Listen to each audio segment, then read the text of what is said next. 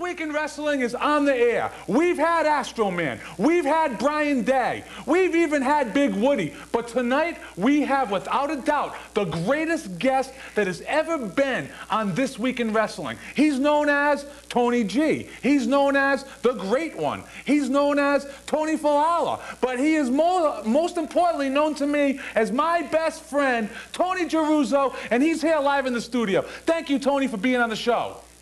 I appreciate being here. It is a pleasure to be here. And I'll tell you, up and coming things, you said I was going to be the next commissioner. Is that a fact? Well, the commissionership is something that I am working very strongly to have you appointed as the commissioner for Wrestling Star Wars. As you know, a vote is taken. There is a vote taken to see who votes for the new commissioner. Just like they voted for the new selectman recently, we'll be voting for a new commissioner very soon. But let me ask you a question while I have you out here right now. Yeah. This Sunday coming up, we are going to be going to the Hot Dog Safari. Eddie Engelman's Hot Dog Safari. What are your thoughts on that, Tone? I think it is a good benefit. I think we should be there. And I tell you one thing, my hats go out for those kids. Well, how many different hot dogs do you think they're going to have at the Hot Dog Safari? 12. 12 different hot dogs will be there. Who's going to be going the Oscar Mayer truck should be there. Dunkin' Donuts will be there. Who is going to be taking us to the Hot Dog Safari this year? Michael Zeppelin is going to drive us to the Hot Dog Safari. And he is something else. That kid is a good kid. I represent him all the way.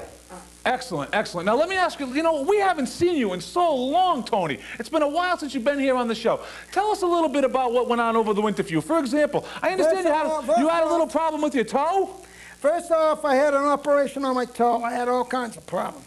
I didn't think I was going to go on that cruise. And when I went on that cruise, I was like the mayor of Salisbury again. Now tell me. The place went wild.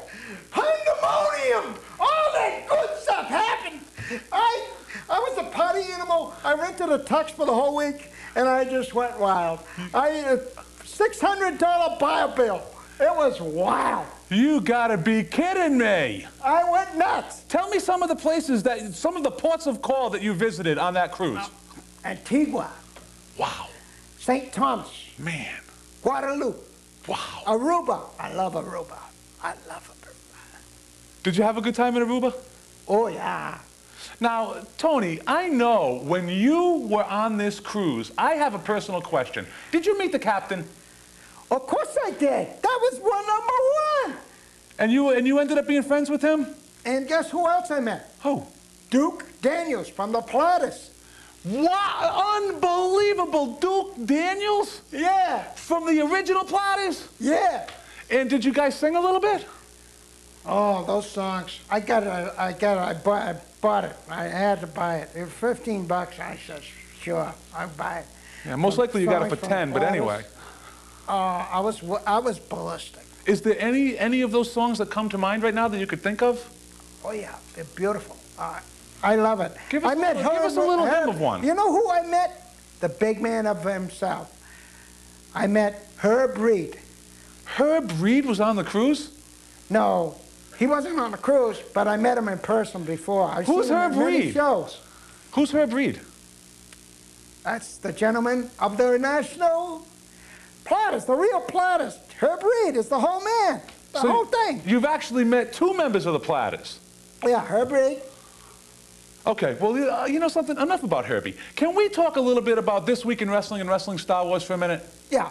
Now, I want to ask you your opinion on some of the wrestlers that we have here on This Week in Wrestling. Well, Pepsi Man. Now, what do you think of Pepsi Boy? Pepsi Boy, I think, could make it. I think Brian Day is definitely going to make it. Now, when you say make it... I say in the next year or 2, he will make it. When you say make it, you mean what? With a girl or make it to the WWF? WWF. He'll be traveling like with Prince Albert. Well, I don't know if you know this or not, but Brian Day and Prince Albert have been spending a lot of time together in the gym. I think he's trying to get him ready for WWF. That's what's going on. I know it. I You have the whole entire inside scoop. Oh, you better believe it. More times than not, I know something's going on there. Now, something is definitely going on there. He's trying to get him ready. That's what's happening. That's the whole thing. And I tell you, the next time that they have a show in the Fleet Center, you said you got a connection to get me in there. Yeah, well, actually, I want to be at ringside, and it's definitely going to happen. That's a happening thing. I'll tell you right now, this is wild stuff. This is wild stuff, what's going on with Brian Day and Prince Albert. This is wild. This is wild. This is flabbergasted. If you had to sum it up in one word, would you say wild? Huh? Would be the word to sum it up. What about Dylan Cage? Dylan Cage? Now, that's a little blonde. He's up and coming. But I don't know why, in God's name, why did Arch Kincaid screw up? That's what baffles me. I can't understand it, number one. And the bowling league, we're going to go in, right? The G-Men. The G-Men. I would love to be on the team of the G-Men, but you know what, Tony? I don't mean to be on a dark note here or a sad note, but this whole thing about Arch Kincaid has been very sad and very upsetting for all of us. For all of us. I guarantee it. You know, this is a kid that had a lot of potential in wrestling, but he's... What do you think we should do about this?